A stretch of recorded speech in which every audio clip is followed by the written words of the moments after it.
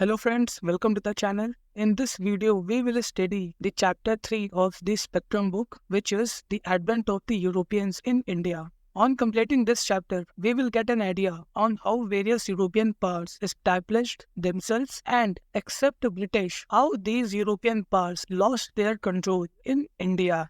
So keep watching till the end. Let's start.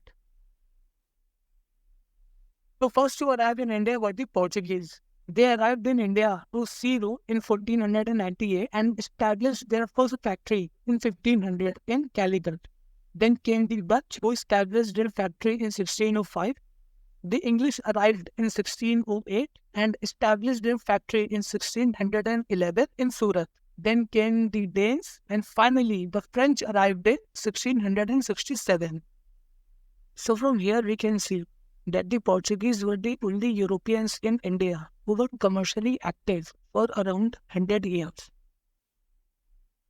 This is the order in which the Europeans departed from India. First to leave were the Dutch, then the Danes, then English departed in 1947, the French departed in 1954 from the areas of Puducherry, Karaikal and Yanam and Mahe. And finally, the Portuguese were pushed out of India in 1961. So the Portuguese were the first Europeans to arrive in India and they were the last Europeans to depart from India. Let's move ahead. Since ancient times, India had extensive trade contacts with European nations like Greece and Rome.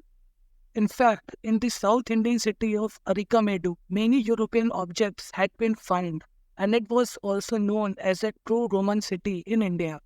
But there was a pause in this direct contact when the Roman Empire declined and the Arabs began to dominate the regions of Persia and Egypt. To be precise, the Roman Empire declined in 476 AD, and this pause in contact was made active again 1000 years later in the 15th century when the Portuguese discovered the sea route to India. But what were the conditions which were responsible for discovering the direct sea route to India? The first one is domination of Arabs in Egypt and Persia after the decline of the Roman Empire. As we have seen earlier, the decline of the Roman Empire led to the decline of the trade contacts as the Arabs had acquired the region of Persia and Egypt and started to act as intermediaries. Then, the Ottoman Turks captured Constantinople in 1453 AD. Constantinople, which is the present-day Istanbul in Turkey, lies at the junction of Asia and Europe. As such, the Ottomans controlled the land route and the Red Sea trade route. They imposed a lot of restrictions on the trade and imposed higher taxes. So this is the map of the Ottoman Empire. As we can see, they were controlling the important land route and the Red Sea trade route to India. This is the Red Sea, this is the Mediterranean Sea, and this is Constantinople, which lies at the junction of Europe and Asia. Now this situation affected the easy supply of commodities like spices, calicoes, silk and precious stones, which were in high demand in European societies. Therefore, the Europeans, especially the merchants, were eager to bypass the Ottomans and find a direct route to India. The second point is the spirit of Renaissance.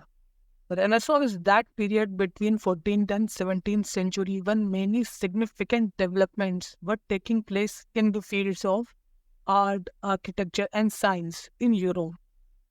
Hence, in this period, progress were made in the fields of shipbuilding and navigation. Like improvements were made in compasses and in the art of map making, which is also known as cartography. And this spirit of Renaissance was also responsible for giving the call for exploration and reaching the unknown corners of the East. Then, the rapid economic development of Europe was also happening during this period.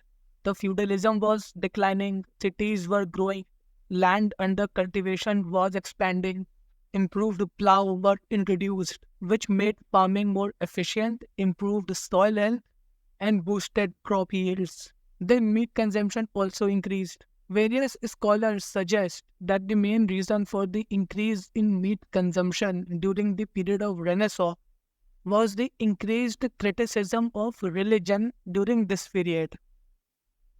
Now, since meat consumption increased supply of spices were needed for cooking and preservation. Spices not only made the meat tastier, but they were also helpful in preserving the meat. The spices soak the moisture and kill bacteria, fungi, and other microorganisms, thus preserving the meat for a longer period of time. Now, because feudalism was declining and the rapid urbanization was taking place, there was increased growth in prosperity. And since people had more money, they demanded more oriental luxury goods, and therefore there was this eagerness find a new route so as to bypass the trade restrictions imposed by the Ottomans. Thus, we can see that the obstruction placed by the Ottomans played a major role in the discovery of the sea route to India. Only if we can look differently, then every problem offers a new opportunity. Then the next point is cooperation. Smaller and prosperous states like Venice and Genoa were ready to provide Portugal and Spain with men, money, ships, and technical knowledge for the pursuit of exploration. Then the fifth point is resistance to Islam. Portugal had assumed the leadership to resist the influence of Islam. Prince Henry of Portugal, who is also known as the Navigator, was determined to find a direct sea route to India and circumvent the Muslim domination of all the routes that connected Europe to India. The vision of Prince Henry was not just economic but also deeply religious.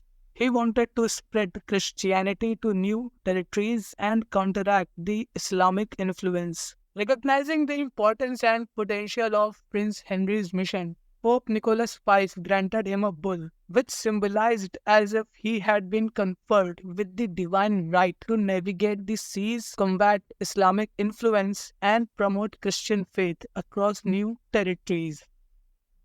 Now, the bull given by the Pope was a formal written document and not anything else.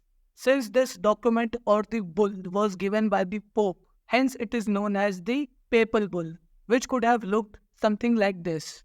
And this is the seal of Pope Nicholas V.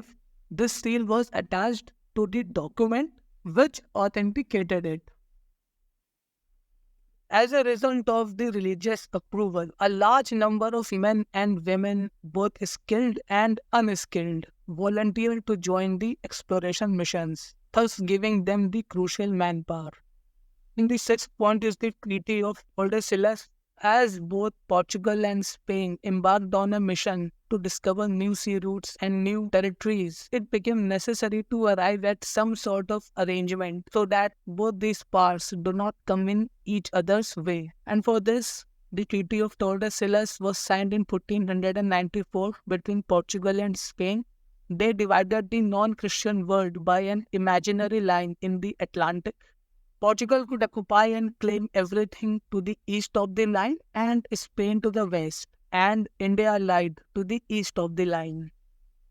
So this is the Treaty of Tordesillas, and this is an earlier map of the world. This is the imaginary line. To the east of this line, the Portuguese laid claim, and to the west, the Spanish laid claim. In 1529, the Treaty of Saragossa was signed, which defined a clear-cut boundary for Spain and Portugal. So this is the imaginary line by the Treaty of Tordesillas, and this is the imaginary line by the Treaty of Saragossa.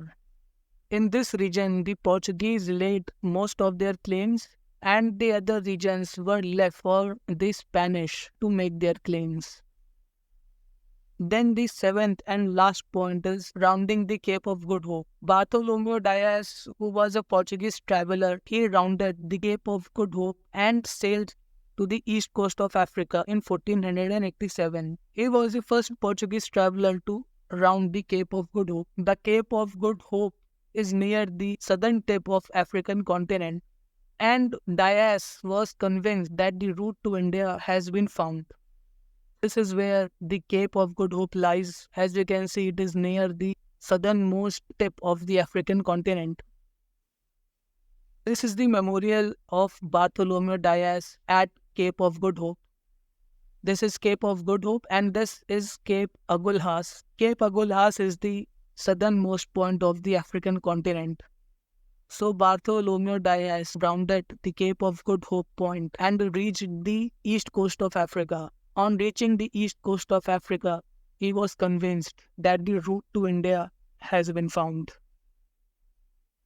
In the next video, we will look at the Portuguese travelers Vasco da Gama and Cabral, and also the Portuguese governors in India and the impact of their policies on India.